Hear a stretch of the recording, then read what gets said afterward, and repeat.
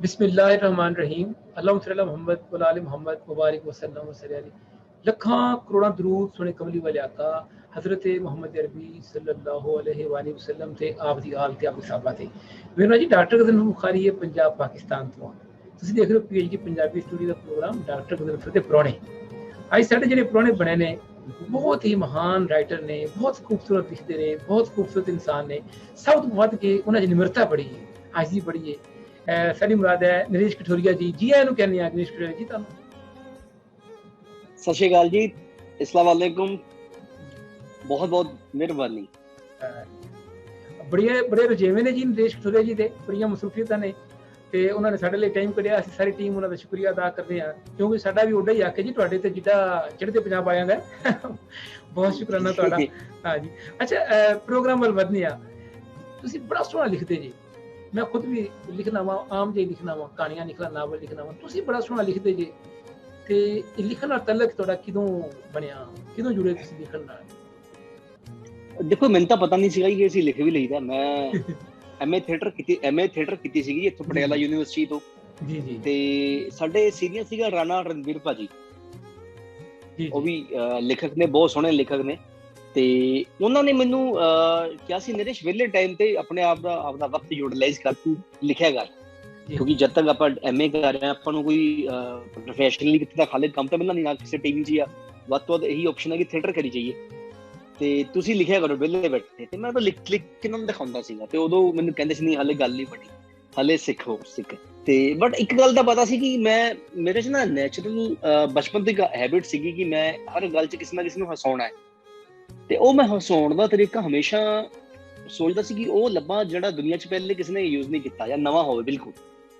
ਤੇ ਉਹ ਜਿਹੜੀ ਹੈਬਿਟ ਸੀਗੀਆਂ ਹਸਾਉਣ ਦੀਆਂ, ਉਹ ਬੰਬੇ ਜਾ ਕੇ ਕਿਤੇ ਕੰਮ ਆ ਗਈਆਂ। ਤੇ ਉੱਥੇ ਲਿਖਣ ਦੀ ਮਤਲਬ ਐ ਲਗਾਓ ਜੀ, ਮੈਂ ਕਿਸੇ ਟੀਵੀ ਸ਼ੋਅ ਦੇ ਵਿੱਚ ਮੈਂ ਅਸਿਸਟੈਂਟ ਡਾਇਰੈਕਟਰ ਸੀਗਾ।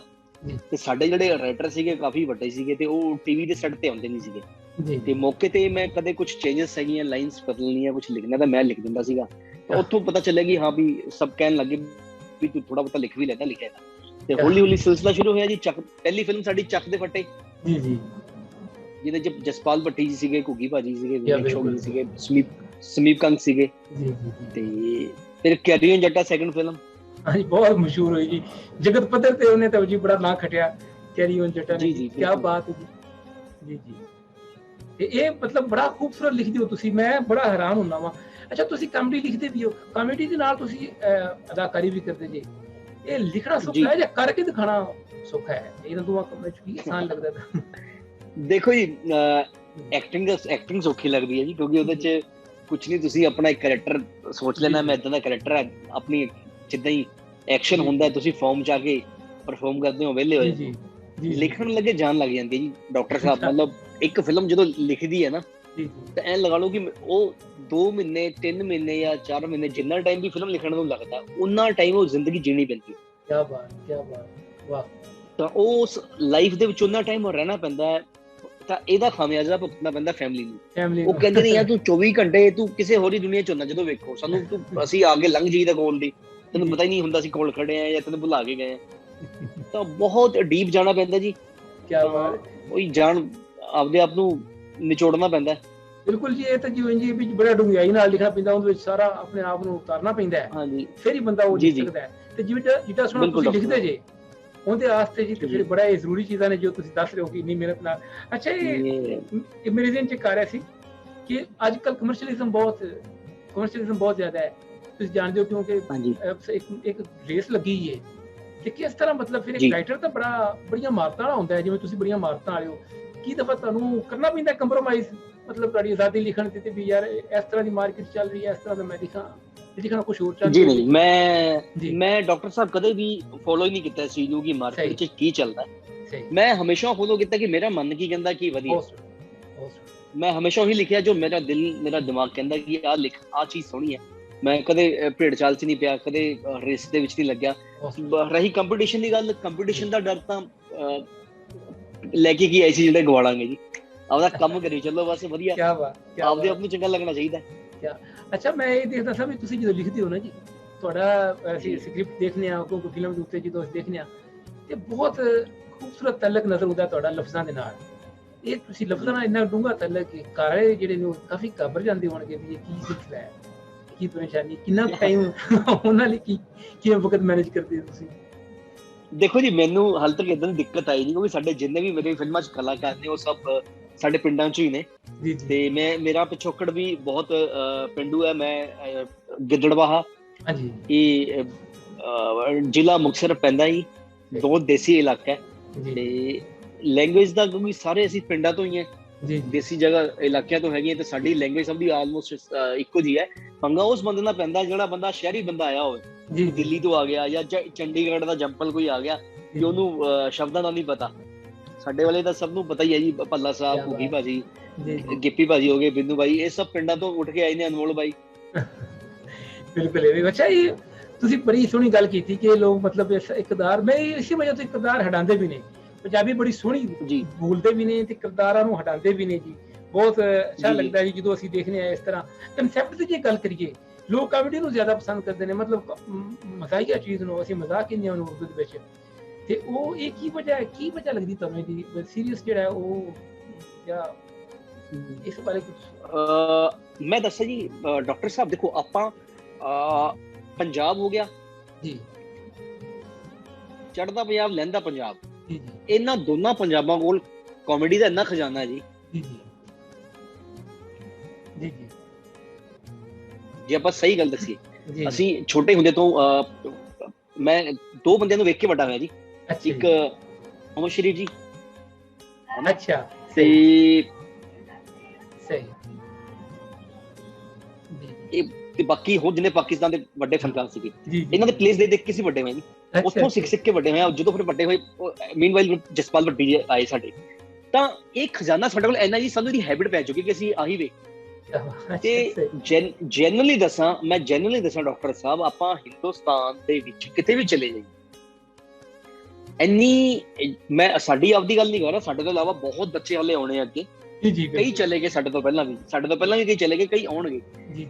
ਪੰਜਾਬ ਆਪਣਾ, ਇਹ ਪੰਜਾਬ ਜਾਂ ਲਹਿੰਦਾ ਪੰਜਾਬ, ਇਹ ਦੋਨਾਂ ਪੰਜਾਬਾਂ ਨੇ ਕਾਮੇਡੀ ਨੇ ਰਾਜ ਕੀਤਾ ਦੁਨੀਆ ਤੇ। ਤੁਸੀਂ ਅੱਜ ਲਗਾਓ, ਅੰਮ੍ਰਿਤਸਰ ਚੋਂ ਨਿਕਲ ਕੇ ਗਿਆ ਕਪਿਲ, ਉਹੀ ਬੋਲੀ ਜਿਹੜੀ ਲਾਹੌਰ ਦੀ ਬੋਲੀ ਹੈ, ਅੱਜ ਪੂਰੀ ਦੁਨੀਆ ਤੇ ਰਾਜ ਹੈ ਕਪਿਲ ਦਾ ਜੀ। ਹਨਾ, ਉਹ ਉਹੀ ਲੈਂਗੁਏਜ ਹੈ, ਸਟਾਈਲ ਵੀ ਉਹੀ ਹੈ। ਬਿਲਕੁਲ ਹਨਾ ਜੀ, ਬਿਲਕੁਲ ਇਸ ਤਰ੍ਹਾਂ। ਇਹ ਬੜੀ ਬਾਕੀ ਬੜੀ ਖੂਬਸੂਰਤ ਗੱਲ ਸਾਨੂੰ ਕੀਤੀ। ਤੇ ਇੱਕ ਹੋਰ ਵੀ ਹੈ ਕਿ ਪੰਜਾਬ ਨੇ ਜੀ ਆਪਣੇ ਪਿੰਡੇ ਤੇ ਸੰਦਾਪ ਵੀ ਬੜਾ ਹੰਡਾਇਆ ਹੈ ਜੀ। ਦੁੱਖ ਬੜੇ ਸਹਿ ਨੇ ਸਭ ਪੰਜਾਬੀਆਂ ਨੇ। ਤੇ ਉਹ ਇੱਕ ਸਾਡੇ ਨੂੰ ਯਾਦ ਹੈ ਕਿ ਦੁੱਖ 'ਚ ਰਹਿ ਕੇ ਬੰਦੇ ਨੂੰ ਥੋੜੀ ਜਿਹੀ ਖੁਸ਼ੀ ਮਿਲੇ ਤੇ ਬਹੁਤ ਹੀ ਮਹਿਸੂਸ ਹੁੰਦੀ ਹੈ। ਸਵਾਲ ਸੀ ਕਿ ਸਕ੍ਰਿਪਟ ਲਿਖ ਕੇ ਤੁਸੀਂ ਸਭ ਤੋਂ ਪਹਿਲੇ ਕਿਹਦੇ ਨਾਲ ਸਾਂਝਾ ਕਰਦੇ ਹੋ ਜੀ? ਹਾਂਜੀ, ਕਿਹਨੂੰ ਸੁਣਾਉਂਦੇ ਹੋ ਜੀ? ਅਸੀਂ ਸਕ੍ਰਿਪਟ ਮੈਂ ਜੀ, ਦੇਖੋ ਮੇਰਾ ਹੁੰਦਾ ਕਿ ਮੈਂ ਸਭ ਤੋਂ ਪਹਿਲਾਂ ਮੇਰਾ ਡਾਇਰੈਕਟਰ ਜਿਸਨੇ ਫਿਲਮ ਡਾਇਰੈਕਟ ਕਰਨੀ ਹੈ, ਉਸ ਤੋਂ ਬਾਅਦ ਫਿਲਮ ਦੇ ਪ੍ਰੋਡਿਊਸਰਸ ਜਿਹੜੇ ਹੁੰਦੇ ਨੇ, ਤੇ ਇਹਨਾਂ ਸਭ ਨਾਲ ਸਾਂਝੀ ਹੁੰਦੀ ਹੈ ਸਕ੍ਰਿਪਟ। ਇਹਨਾਂ ਵੱਲੋਂ ਫਾਈਨਲ ਹੋਣ ਤੋਂ ਬਾਅਦ ਵੀ ਓਕੇ, ਕੋਈ ਚੇਂਜਸ ਨਹੀਂ ਹੈਗੀਆਂ, ਫਿਰ ਅਸੀਂ ਆਰਟਿਸਟ ਨੂੰ ਸੁਣਾਈਏ। ਸਹੀ ਬਿਲਕੁਲ ਸਹੀ। ਅੱਛਾ, ਕਿਉਂਕਿ ਫਿਲਮ, ਹਾਂਜੀ ਨਹੀਂ ਤੁਸੀਂ ਗੱਲ ਕਰੋ, ਤੁਸੀਂ ਗੱਲ ਕਰ ਰਹੇ ਸੀ, ਕਿਉਂ ਜੀ? ਬਸ ਉਹੀ, ਮੈਂ ਕਿਹਾ ਕਿਉਂਕਿ ਫਿਲਮ ਦਾ ਮੇਨ ਕੈਪਟਨ ਡਾਇਰੈਕਟਰ ਹੈ ਜੀ, ਪਹਿਲਾਂ ਉਹਦੀ ਸੈਟੀਸਫੈਕਸ਼ਨ ਹੋਣੀ ਇੰਪੋਰਟੈਂਟ ਹੈ। ਸਹੀ। ਅੱਛਾ, ਮੈਂ ਇੱਕ ਸੋਚ ਰਿਹਾ ਸੀ ਕਿ ਨਵੇਂ ਲਿਖਣ ਵਾਲੇ, ਮਤਲਬ ਜਿਹੜੇ ਸਾਡੇ ਨਵੇਂ ਲਿਖਦੇ ਨੇ ਬੱਚੇ, ਸਕ੍ਰਿਪਟ ਤੁਹਾਨੂੰ ਜ਼ਰੂਰ ਭੇਜਦੇ ਹੋਣਗੇ, ਜ਼ਰੂਰ ਕਰਦੇ ਹੋਣਗੇ, ਕਿਉਂਕਿ ਮੈਂ ਤੁਹਾਨੂੰ ਦੱਸਾਂ ਕਿ ਮੇਰੀ ਗੱਲ ਹੁੰਦੀ ਰਹਿੰਦੀ ਨਾ ਜੀ, ਜਿਸ ਤਰੀਕੇ ਆਪਣਾ ਮੀਡੀਆ ਦੇ ਇਸ ਤਰੀਕੇ ਜਿਵੇਂ ਤੁਹਾਡੇ ਵਰਗੇ ਦਾਨਿਸ਼ਵਰਾਂ ਨਾਲ, ਜਿਹੜੇ ਪੰਜਾਬੀ ਅੰਬਰ ਦੇ ਤਾਰੇ ਨੇ, ਉਹਨਾਂ ਨਾਲ ਉਹ ਮੈਨੂੰ ਕਈ ਭੇਜ ਦਿੰਦੇ ਨੇ ਕਿ ਸਾਡੀ ਜੀ ਫਿਲਮ ਵਿੱਚ ਜੀ ਨਰੇਸ਼ ਕਟੋਰੀਆ ਜੀ ਨਾਲ ਤੁਹਾਡਾ ਰਾਬਤਾ ਹੈ ਜੀ, ਘੁੱਗੀ ਜੀ ਨੂੰ ਤੁਸੀਂ ਆ ਦਿਖਾਓ ਜੀ। ਤੁਹਾਡੇ ਕੋਲ ਯਕੀਨਨ ਹੁੰਦੇ ਹੋਣਗੇ ਲੋਕਾਂ ਦੇ ਲਿਖੇ ਸਕ੍ਰਿਪਟ, ਕੀ ਸਟੈਂਡਰਡ ਹੁੰਦਾ ਉਹਨਾਂ ਦਾ, ਕੀ ਮਿਆਰ ਹੁੰਦਾ ਹੈ ਜੀ? ਮੈਂ ਬੜੀ, ਵੈਸੇ ਹਾਲਾਂਕਿ ਬੜੀ ਗੱਲ ਤਾਂ ਗਲਤ ਗੱਲ ਹੈ, ਬਹੁਤ ਆਉਂਦੀਆਂ ਜੀ, ਬਹੁਤ ਮੈਸੇਜ ਵੀ ਆਉਂਦੇ ਨੇ ਜੀ। ਆਪਦੀ ਲਾਈਫ ਦੇ ਰੁਝੇਵੇਂ ਇੰਨੇ ਹੋ ਗਏ ਨਾ ਜੀ ਡਾਕਟਰ ਸਾਹਿਬ ਜੀ, ਤੇ ਬਹੁਤ ਰਾਈਟਿੰਗ ਚੋਂ ਟਾਈਮ ਕੱਢ ਕੇ ਜਦੋਂ ਟਾਈਮ ਮਿਲਦਾ ਥੋੜਾ ਬਹੁਤਾ, ਤਾਂ ਉਹ ਫੈਮਿਲੀ ਲੈ ਜਾਂਦੀ ਟਾਈਮ, ਉਹ ਦੇਣਾ ਵੀ ਪੈਣਾ ਹਨਾ ਜੀ। ਤੇ ਕਿਉਂਕਿ ਵੀ ਸਾਡੇ ਸਾਰੇ ਬੈਠੇ ਨੇ, ਤੇ ਬਹੁਤ ਮੈਨੂੰ ਔਖਾ ਲੱਗਦਾ ਕਿ ਕਿਸੇ ਵੀ ਮੇਲਸ ਦੇ ਆਈਆਂ ਹੋਈਆਂ ਸਕ੍ਰਿਪਟਸ ਨੂੰ ਖੋਲ ਕੇ ਪੜ੍ਹਨਾ, ਇੰਨਾ ਟਾਈਮ ਕੱਢਣਾ ਬਹੁਤ ਔਖਾ ਹੋ ਜਾਂਦਾ। ਕੋਈ ਬੱਚਾ ਕਦੇ ਮਿਲ ਜਾਂਦਾ ਕਿਤੇ ਬਾਈ ਚਾਂਸ, ਜਾਂ ਕਿਸੇ ਜਗ੍ਹਾ ਮੁਲਾਕਾਤ ਹੋ ਜਾਏ, ਕੋਈ ਸਾਹਮਣੇ ਆ ਜਾਂਦਾ, ਤਾਂ ਉਹਦੇ ਨਾਲ ਕੁਛ ਵਕਤ ਨਿਕਾਲ ਲਈਦਾ ਮੌਕੇ ਤੇ ਕਿ ਹਾਂਜੀ ਸੁਣ ਲਈਦਾ ਕੀ ਕਹਿਣਾ ਚਾਹੁੰਦੇ ਨੇ, ਜਾਂ ਆਪਦਾ ਕੁਛ ਐਕਸਪੀਰੀਅੰਸ ਉਹਨਾਂ ਨੂੰ ਵੰਡਣਾ ਚਾਹੀਦਾ, ਜੋ ਅਸੀਂ ਦੱਸਣਾ ਚਾਹੁੰਦੇ ਦੱਸ ਦਈਦਾ ਕਿ ਅਸੀਂ ਤਾਂ ਏਦਾਂ ਲਿਖੀਦਾ। ਤੇ ਅੱਜ ਕੱਲ੍ਹ ਸਭ ਬੱਚੇ ਜੀ ਦੇਖੋ ਜੀ, ਵੈਸੇ ਤਾਂ ਜੀ ਸਭ ਤੋਂ ਈਜ਼ੀ ਤਰੀਕਾ ਹੈਗਾ, ਮੈਂ ਬੱਚਿਆਂ ਨੂੰ ਹੀ ਕਹਿੰਦਾ ਹੁੰਦਾ ਵੀ ਜਿਨ੍ਹਾਂ ਨੂੰ ਰਾਈਟਿੰਗ ਦਾ ਸ਼ੌਂਕ ਹੈ, ਜਿਹੜੇ ਖੁਦ ਨੇ ਕਿੱਦਾਂ ਲਿਖੀਦਾ, ਕਹਿੰਦੇ ਸਭ ਤੋਂ ਈਜ਼ੀ ਤਰੀਕਾ ਹੁੰਦਾ ਬੇਟਾ ਕਿ ਤੁਸੀਂ ਕੋਈ ਵੀ ਆਪਦੀ ਪਸੰਦੀਦਾ ਫਿਲਮ ਚੱਕੋ, ਉਸ ਫਿਲਮ ਨੂੰ ਐਜ਼ ਇਟ ਇਜ਼ ਉਸ ਤੇ ਲਿਖੋ, ਕਾਗਜ਼ ਪੈਨ ਤੇ ਜਾਂ ਲੈਪਟਾਪ ਤੇ ਲਿਖੋ। ਲਿਖਣ ਤੋਂ ਬਾਅਦ ਉਹਨੂੰ ਪੜ੍ਹੋ ਤਾਂ ਤੁਹਾਨੂੰ ਪਤਾ ਲੱਗੇਗਾ ਕਿ ਫਿਲਮ ਕਿੱਦਾਂ ਲਿਖੀ ਦੀ ਹੈ, ਫਿਲਮ ਕੀ ਹੁੰਦੀ ਹੈ ਰਾਈਟਿੰਗ। ਇਹ ਸਭ ਤੋਂ ਈਜ਼ੀ ਵੇ ਆਊਟ ਹੈ। ਜੇ ਤੁਸੀਂ ਕਿਸੇ ਇੰਸਟੀਚਿਊਟ 'ਚ ਨਹੀਂ ਜਾ ਪਾ ਰਹੇ ਜਾਂ ਕਿਤੇ ਨਹੀਂ ਜਾ ਪਾ ਰਹੇ। ਜੀ ਅੱਛਾ, ਇਹ ਨਾ ਮੈਂ ਤੁਹਾਡੇ ਚੈਨਲ ਤੇ ਵੀ ਦੇਖ ਰਿਹਾ, YouTube ਤੇ ਤੁਸੀਂ ਬੜੀਆਂ ਸੋਹਣੀਆਂ ਸੁਝਾਅ ਦਿੰਦੇ ਜੇ, ਨਵੇਂ ਲਿਖਣ ਵਾਲਿਆਂ ਨੂੰ ਬੜੇ ਟਿਪਸ ਦਿੰਦੇ ਜੇ ਤੁਸੀਂ ਬੜੀ। ਮੈਂ ਨਵੀਂ ਲਿਖਣ ਦੇ ਹਵਾਲੇ ਨਾਲ ਰਾਈਟਰਸ ਦੇ ਵਿੱਚ ਅਗਰ ਦੇਖਿਆ ਜਾਏ ਜੋ ਕਾਮਯਾਬ ਫਿਲਮਾਂ ਤੁਸੀਂ ਨੇ ਲਿਖੀਆਂ ਨਾ ਜੀ, ਇਹ ਮਤਲਬ ਬਹੁਤ ਘੱਟ ਲੋਕਾਂ ਦੇ ਨਸੀਬ ਵਿੱਚ ਇਸ ਤਰ੍ਹਾਂ ਬਣਿਆ। ਰੱਬ ਨੇ ਤੁਹਾਨੂੰ ਬੜਾ ਇੱਕ ਖੂਬਸੂਰਤ ਕਲਮ ਦਿੱਤਾ ਹੈ ਜੀ, ਲਫ਼ਜ਼ਾਂ ਨਾਲ ਬੜਾ ਸੋਹਣਾ ਤਲਕ ਤੁਹਾਨੂੰ ਰੱਬ ਨੇ ਦਿੱਤਾ ਹੈ ਜੀ, ਬਹੁਤ ਸੋਹਣਾ। ਅੱਛਾ, ਇਹ ਤੁਸੀਂ ਸਕ੍ਰਿਪਟ ਲਿਖ ਦਿੱਤਾ, ਤੁਸੀਂ ਮਤਲਬ ਜਿਹੜਾ ਉਹ ਮੁਕੰਮਲ ਕਰਤਾ। ਅੱਛਾ, ਕਈ ਦਫਾ ਅਦਾਕਾਰ ਮਰਜ਼ੀ ਕਰ ਲੈਂਦੇ ਨੇ, ਵੱਡੇ ਅਦਾਕਾਰ ਉਹ ਆਪਣੇ ਵਿੱਚੋਂ ਚੀਜ਼ਾਂ ਐਡ ਕਰ ਲੈਂਦੇ ਨੇ। ਦੇਖੋ ਜੀ, ਮੈਂ ਦੱਸਣਾ ਕੀ ਹੁੰਦਾ ਜੀ, ਕਾਮੇਡੀ ਇੱਕ ਇਹੋ ਜਿਹੀ ਚੀਜ਼ ਹੈ ਕਿ ਜਿਵੇਂ ਘੁੱਗੀ ਭਾਜੀ ਹੈ, ਭੱਲਾ ਸਾਹਿਬ ਨੇ, ਜਾਂ ਆਪਣੇ ਹੋਰ ਵੀ ਪੰਜਾਬ ਦੇ ਕਈ ਆਰਟਿਸਟ ਨੇ, ਜਦੋਂ ਕਾਮੇਡੀ ਐਕਟਰ, ਕਾਮੇਡੀ ਕਰਨ ਵਾਲਾ ਐਕਟਰ ਜਦੋਂ ਵੀ ਸੈੱਟ ਤੇ ਆਏਗਾ ਤਾਂ ਇਹ ਹਮੇਸ਼ਾ ਹੋਏਗਾ। ਆਪਾਂ ਚਾਹੇ ਇਸ ਮੁਲਕ ਜਾਂ ਕਿਸੇ ਵੀ ਦੂਜੇ ਮੁਲਕ 'ਚ ਹੈਗੇ ਜੀ, ਕਿ ਉਹਨਾਂ ਨੂੰ ਵੀ ਉਹਨਾਂ ਦਾ ਦਿਮਾਗ ਵੀ ਇਸੇ ਕੰਮ 'ਚ ਚੱਲਦਾ। ਤਾਂ ਹਮੇਸ਼ਾ ਹੁੰਦੀਆਂ ਆਡੀਸ਼ਨਸ ਹੁੰਦੀਆਂ, ਲੇਕਿਨ ਉਹ ਇਹ ਹੁੰਦਾ ਕਿ ਜਦੋਂ ਫਿਲਮ ਦੇ ਵਿੱਚ ਆ ਕੇ ਉਹ ਕਾਮੇਡੀ ਦੀ ਲਾਈਨਸ ਐਡ ਹੁੰਦੀਆਂ ਤਾਂ ਰਾਈਟਰ ਨੂੰ ਨਾਲ ਰੱਖ ਕੇ ਕੀਤੀ ਜਾਂਦੀ, ਤਾਂ ਕਿ ਕੋਈ ਵੀ ਗੱਲ ਕੰਟੈਂਟ ਤੋਂ ਬਾਹਰ ਨਾ ਬੋਲੀ ਜਾਵੇ, ਉਹ ਗੱਲ ਕੋਈ ਵੀ ਫਿਲਮ ਨੂੰ ਫਾਇਦਾ ਦੇਣ ਦੀ ਬਜਾਏ ਨੁਕਸਾਨ ਨਾ ਦੇਖਿਆ ਜਾਵੇ। ਤਾਂ ਉਹ ਤਾਲਮੇਲ ਨਾਲ ਹੀ ਹੁੰਦਾ ਜੀ। ਜੀ ਅੱਛਾ, ਜਿਹੜੇ ਅਦਾਕਾਰ ਹੁੰਦੇ ਨੇ ਜੀ, ਸ਼ਾਇਰੀ ਦਾ ਜਿਵੇਂ ਅਸੀਂ ਦੇਖਦੇ ਹਾਂ, ਮਤਲਬ ਗਾਇਕੀ ਦੇਖਦੇ ਰਿਆਜ਼ ਕਰਨਾ ਪੈਂਦਾ ਹੈ। ਇਹ ਅਦਾਕਾਰਾਂ ਦਾ ਵੀ ਕੋਈ ਰਿਆਜ਼ ਹੁੰਦਾ ਹੈ ਵੀ ਸਕ੍ਰਿਪਟ ਲੈ ਕੇ ਪੜ੍ਹਦੇ ਰਹਿਣਾ, ਕੋਨੇ 'ਚ ਲੈ ਕੇ ਕੋਈ ਬੰਦਾ ਲੱਗਾ ਹੈ ਜੀ, ਮਤਲਬ ਮੈਂ ਯਾਦ ਕਰ ਰਿਹਾ ਮੈਂ ਜੀ ਬੋਲਣਾ, ਮੈਂ ਇਸ ਤਰ੍ਹਾਂ ਬੋਲਣਾ ਜੀ? ਬਿਲਕੁਲ ਹੁੰਦਾ ਜੀ। ਅੱਛਾ, ਬਿਲਕੁਲ ਹੁੰਦਾ। ਇਹ ਵੀ ਰਿਆਜ਼ ਹੀ ਹੈ ਜੀ, ਜਿਵੇਂ ਮਿਊਜ਼ਿਕ ਦਾ ਰਿਆਜ਼ ਹੋਵੇ ਏਦਾਂ ਰਿਆਜ਼। ਜਿੰਨਾ ਐਕਟਰ ਇਹਨੂੰ ਰਿਆਜ਼ ਕਰੇਗਾ ਉਹਨਾਂ ਇਹਦੀ ਬਾਰੀਕੀਆਂ ਜਾਣੇਗਾ ਜੀ। ਤੇ ਬਹੁਤ ਵਧੀਆ ਜੀ, ਬਹੁਤ ਸਾਡੀ ਅੱਜ ਖੁਸ਼ਕਿਸਮਤੀ ਹੈ ਜੀ, ਸਾਡੇ ਨਾਲ ਬਹੁਤ ਖੂਬਸੂਰਤ ਰਾਈਟਰ ਪੰਜਾਬੀ, ਇਹਨਾਂ ਨੂੰ ਅੱਛੀ ਫਿਲਮ ਨਹੀਂ ਕੋਈ ਲਿਖਦਾ। ਅੱਲਾ ਨੂੰ ਲੰਮੀ ਜ਼ਿੰਦਗੀ ਦੇ, ਬਹੁਤ ਸੋਹਣੀ ਫਿਲਮਾਂ ਲਿਖੀਆਂ। ਅੱਛਾ ਨਿਸ਼ਕੁਰੇ ਜੀ, ਇਹ ਕੈਰੀ ਔਨ ਜੱਟਾ ਦਾ ਖਿਆਲ ਕਿਵੇਂ ਤੁਹਾਨੂੰ ਆਇਆ? ਕੈਰੀ ਔਨ ਜੱਟਾ ਦਾ ਖਿਆਲ ਕਿਸ ਤਰ੍ਹਾਂ ਆਇਆ? ਐਸੇ ਹੀ ਕੋ ਮੈਂ ਕਿਉਂਕਿ ਫਿਲਮ ਬਹੁਤ ਘੱਟ ਵੇਖਦਾ ਵਾਂ, ਲੇਕਿਨ ਉਹ ਕਿ ਮੇਰੇ ਕਈ ਦੋਸਤ ਨੇ, ਜਿਵੇਂ ਮੇਰੀ ਮੀਡੀਆ ਟੀਮ, ਉਹ ਅਸੀਂ ਉਹਨਾਂ ਨੂੰ ਦਿਖਾਈ ਤਾਂ ਦੇਖਣ ਛੱਡਣ ਨੂੰ ਮੈਂ ਕਹਿੰਦੀ ਕਮਾਲ ਹੈ, ਲਿਖਣ ਵਾਲੇ ਦੀ ਵੀ ਕਮਾਲ ਹੈ। ਕਿਸ ਤਰੀਕੇ ਤੁਸੀਂ ਆਈਡੀਆਜ਼ ਕਿਵੇਂ ਤੁਹਾਨੂੰ ਆ ਜਾਂਦੇ ਨੇ? ਅਸੀਂ ਨਾ ਜਦੋਂ ਚੱਕ ਦੇ ਫੱਟੇ ਲਿਖੀ ਸੀਗੀ, ਸਮੀਪ ਕੰਗ ਜੀ ਨੇ ਸਾਨੂੰ ਆਈਡੀਆ ਸੁਣਾਇਆ ਸੀ ਕੈਰੀ ਔਨ ਜੱਟਾ ਦਾ। ਅੱਛਾ ਜੀ। ਕਿ ਇਹ ਇੱਕ ਇਦਾਂ ਦਾ ਆਈਡੀਆ ਹੈਗਾ। ਇਹ ਇੱਕ ਹਿੰਦੀ ਫਿਲਮ ਸੀ ਜੀ, ਕੁਛ ਤੋਂ ਗੜਬੜਾ। ਅੱਛਾ ਜੀ। ਉਹਦਾ ਉਹਦੇ ਚ ਉਦੋਂ ਤੋਂ ਇੱਕ ਆਈਡੀਆ ਲਿਆ ਸੀ ਉਹਨਾਂ ਨੇ, ਕਿ ਉਹ ਆਈਡੀਆ ਇਹ ਸੀਗਾ ਕਿ ਇੱਕ ਮੁੰਡਾ ਵਿਆਹ ਕਰਾ ਕੇ ਆ ਜਾਂਦਾ, ਕੁੜੀ ਉਸੇ ਘਰ ਚ ਕਿਰਾਏ ਤੇ ਆ ਕੇ ਰਹਿਣ ਲੱਗ ਜਾਂਦੀ ਹੈ, ਬਸ ਇੰਨਾ ਕੁ ਆਈਡੀਆ ਸੀ, ਬਾਕੀ ਕੁਛ ਉਸ ਫਿਲਮ ਤੋਂ ਨਹੀਂ ਲਿਆ ਸੀ। ਉਹ ਫਿਲਮ ਚੱਲੀ ਨਹੀਂ, ਫਲॉप ਹੋ ਗਈ। ਹਿੰਦੀ ਦੀ ਫਿਲਮ, ਬਾਲੀਵੁੱਡ ਦੀ ਫਿਲਮ ਸੀ, ਫਲॉप ਹੋ ਗਈ।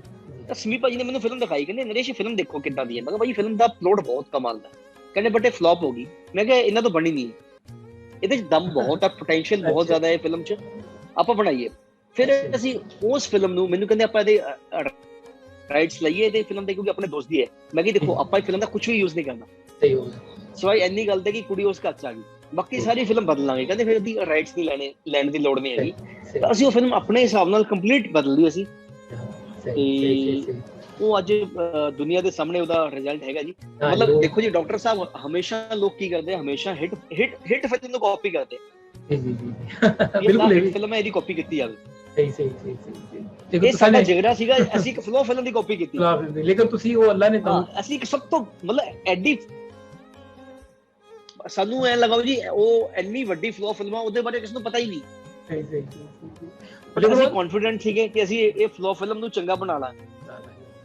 ਅੱਲਾ ਨੇ ਤੁਹਾਨੂੰ ਉਹ ਇੱਕ ਕਲਾ ਦਿੱਤੀ ਹੈ ਜੀ, ਆਰਟ ਦਿੱਤਾ ਹੈ, ਤੁਸੀਂ ਨੇ ਬੜੇ ਸੋਹਣੇ ਤਰੀਕੇ ਨਾਲ ਉਸਨੂੰ ਬੜੇ ਹੀ ਜਗਤ ਪੱਧਰ ਤੇ ਮਸ਼ਹੂਰੀ ਦਿੱਤੀ, ਬਲਕਿ ਉਹ ਪੰਜਾਬੀ ਸਿਨੇਮਾ ਨੂੰ ਬਹੁਤ ਅੱਗੇ ਲੈ ਗਿਆ। ਉਹ ਜਿਹੜੀ ਇਹ ਕੈਰੀ ਔਨ ਜੱਟਾ, ਮਤਲਬ ਜਿੱਥੇ ਜਿਹੜੇ ਲੋਕ ਪੰਜਾਬੀ ਨਹੀਂ ਵੀ ਬੋਲਦੇ, ਨਹੀਂ ਸਹੀ ਸਮਝ ਸਕਦੇ, ਉਹ ਵੀ ਕੋਸ਼ਿਸ਼ ਕਰਦੇ ਨੇ ਵੀ ਇਹ ਮਤਲਬ ਕੀ ਹੋ ਰਿਹਾ ਹੈ ਇਹਦੇ ਵਿੱਚ ਦੇਖਿਆ ਜਾਏ। ਅੱਛਾ, ਇਹ ਮੈਂ ਇੱਕ ਵੀਡੀਓ ਦੇਖ ਰਿਹਾ ਸੀ ਤੁਹਾਡੇ ਚੈਨਲ ਤੇ, ਤੁਸੀਂ ਕਰਮਜੀਤ ਭਾਜੀ ਨਾਲ ਲੰਡਨ ਵਿੱਚ ਸਾਈਕਲ ਤੇ ਜਾ ਰਹੇ ਸੀ। ਸਭ ਜ਼ਿਆਦਾ ਦੋਸਤੀ ਕਿਹਨਾਂ ਨਾਲ ਹੈ? ਬਾਕੀ ਕਿਹੜੇ ਮਤਲਬ ਸਾਰਿਆਂ ਨਾਲ ਤੁਹਾਡੇ ਅੱਛੇ ਟਰਮ ਹੋਣਗੇ, ਜ਼ਿਆਦਾ ਦੋਸਤੀ ਕਿਵੇਂ? ਅਕਸਰ ਤੁਹਾਨੂੰ ਬੀਨੂ ਢਿੱਲੋਂ ਜੀ ਨਾਲ ਦੇਖਣਾ ਵਾ ਤੇ ਕਰਮਜੀਤ ਭਾਜੀ ਨਾਲ ਦੇਖਣਾ ਵਾ, ਕਿਹਨਾਂ ਨਾਲ ਜ਼ਿਆਦਾ ਤੁਹਾਡਾ ਡੂੰਘਾ ਸੰਬੰਧ ਹੈ? ਮੈਂ ਦੱਸਦਾ, ਮੈਂ ਦੋਸਤੀ ਮੇਰੀ ਹੈਗੀ ਹੈ, ਮੈਂ ਗਿੱਪੀ ਭਾਜੀ ਨਾਲ ਵੀ ਬਹੁਤ ਜ਼ਿਆਦਾ, ਬਿੰਦੂ ਭਾਜੀ ਨਾਲ ਵੀ ਬਹੁਤ ਜ਼ਿਆਦਾ, ਘੁੱਗੀ ਭਾਜੀ ਨਾਲ ਵੀ ਹੈ, ਭੱਲਾ ਸਾਹਿਬ ਨਾਲ ਵੀ, ਅਨਮੋਲ ਭਾਜੀ ਨਾਲ ਵੀ ਹੈ, ਬੀਨ ਭਾਜੀ ਨਾਲ ਵੀ ਹੈ। ਬਾਕੀ ਫਰਕ ਸਿਰਫ ਇੰਨਾ ਹੈ ਕਿ ਸਵੀਪ ਭਾਜੀ ਨਾਲ ਵੀ ਹੈ। ਦੋਸਤੀ ਦਾ ਫਰਕ ਇੰਨਾ ਹੈ ਜੀ, ਘੁੱਗੀ ਭਾਜੀ ਤੇ ਭੱਲਾ ਸਾਹਿਬ ਉਹਨਾਂ ਨੂੰ ਲੈ ਕੇ ਚੱਲੀਦਾ ਐਜ਼ ਏ ਫਾਦਰ ਫਿਗਰ, ਕਿ ਸਾਡੇ ਪਿਤਾ ਸਮਾਨ ਨੇ। ਸਾਡੇ ਤੋਂ ਮਤਲਬ ਏਜ ਵਾਈਜ਼ ਬਿੰਦੂ ਭਾਜੀ ਘੁੱਗੀ ਭਾਜੀ ਇੱਕੋ ਏਜ ਦੇ ਨੇ, ਬਟ ਉਹਨਾਂ ਨੂੰ ਪਿਤਾ ਸਮਾਨ ਲੈ ਕੇ ਚੱਲੀਦਾ। ਕੋਈ ਅਸੀਂ ਜਦੋਂ ਅਸੀਂ ਘੁੱਗੀ ਭਾਜੀ ਨੂੰ ਮਿਲੇ ਸੀ, ਘੁੱਗੀ ਭਾਜੀ ਉਦੋਂ ਸਟਾਰ ਸੀ ਬਹੁਤ ਵੱਡੇ, ਅਸੀਂ ਉਦੋਂ ਬਿਲਕੁਲ ਹੀ ਨਿਊ ਕਮਰ ਸੀਗੇ, ਤਾਂ ਉਹਨਾਂ ਨੂੰ ਉਸ ਮਤਲਬ ਉਸ ਉਹਦੇ ਨਾਲ ਲੈ ਕੇ ਚੱਲੀ ਦਾ। ਬਿੰਦੂ ਭਾਜੀ ਹੁਣੇ ਨਾਲ ਪੜ੍ਹੇ ਨੇ, ਸੀਨੀਅਰ ਸੀ ਸਾਡੇ ਐਮਏ ਥੀਏਟਰ ਵਿੱਚ, ਮੇਰੇ ਤੋਂ 5 ਸਾਲ ਸੀਨੀਅਰ ਸੀ। ਅਨਮੋਲ ਬਾਈ ਵੀ ਉੱਥੇ ਸੀ, ਰਾਣਾ ਬਾਈ ਵੀ ਸੀਨੀਅਰ ਸੀ ਸਾਡੇ ਨਾਲ।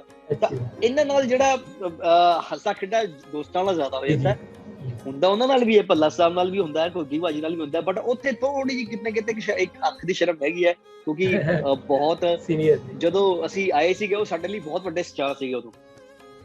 ਬੜੀ ਵੱਡੀ ਗੱਲ, ਇਹਨਾਂ ਨਾਲ ਥੋੜਾ ਜ਼ਿਆਦਾ ਖੁੱਲ ਜਾਈਦਾ। ਇਹ ਜੀ ਬਹੁਤ ਵੱਡੀ ਗੱਲ ਹੈ, ਇਹ ਬਹੁਤ ਖੂਬਸੂਰਤ ਗੱਲ ਹੈ ਕਿ ਤੁਸੀਂ ਬੜਾ ਅਦਬ ਦਾ ਵੀ ਲਿਹਾਜ਼ ਰੱਖਦੇ ਹੋ, ਬਹੁਤ ਬੜੀ ਗੱਲ ਹੈ ਜੀ। ਤੁਸੀਂ ਤੁਹਾਡੀ ਨਿਮਰਤਾ ਤਾਂ ਵੈਸੇ ਹੀ ਬੜੀ ਹੈ ਜੀ।